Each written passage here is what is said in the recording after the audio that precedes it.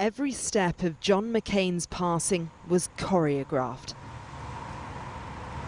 A scripted departure, a clarion call for America.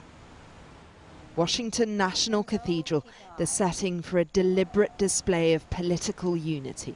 I am resurrection and I am life, says the Lord. 3 former presidents and the current one noticeably absent, bidding farewell to a war veteran, a political maverick and a doting father. I am here before you today saying the words I have never wanted to say, giving the speech I have never wanted to give. We gather here to mourn the passing of American greatness, the real thing, not cheap rhetoric from men who will never come near the sacrifice he gave so willingly. He was a great fire who burned bright. From poignant memories to a pointed message. The America of John McCain has no need to be made great again because America was always great. It was a steely rebuke of Donald Trump in all but name. And just as she tried to contrast their conduct, the president was firing off tweets, airing his grievances. But Barack Obama, who beat McCain to the White House, showed in death as in life the senator was always willing to cross the political aisle. For all of our differences, we shared a fidelity to the ideals for which generations of Americans have marched and fought and sacrificed and given their lives.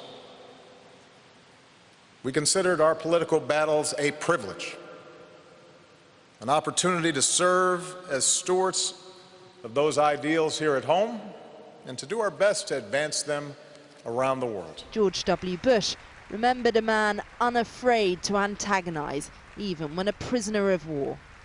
He was courageous, with a courage that frightened his captors and inspired his countrymen. He was honest, no matter whom it offended. Presidents were not spared. Among the pallbearers was a Russian dissident, poisoned twice. Vladimir Kara-Murza's brushes with death brought him closer to McCain. By inviting him to take part in his funeral, he took a swipe at Vladimir Putin. Well, it's an immensely and deeply personal honor. It's also the most heartbreaking honor you can think of. And I think it's actually symbolic for all the propaganda talk of John McCain being an, quote, enemy of Russia. You know, that among the select group of people that he chose to be his pallbearers, there'll be a Russian citizen. He was a contrarian, stubborn and deeply conservative on some issues, and he intervened with urgency till the very end.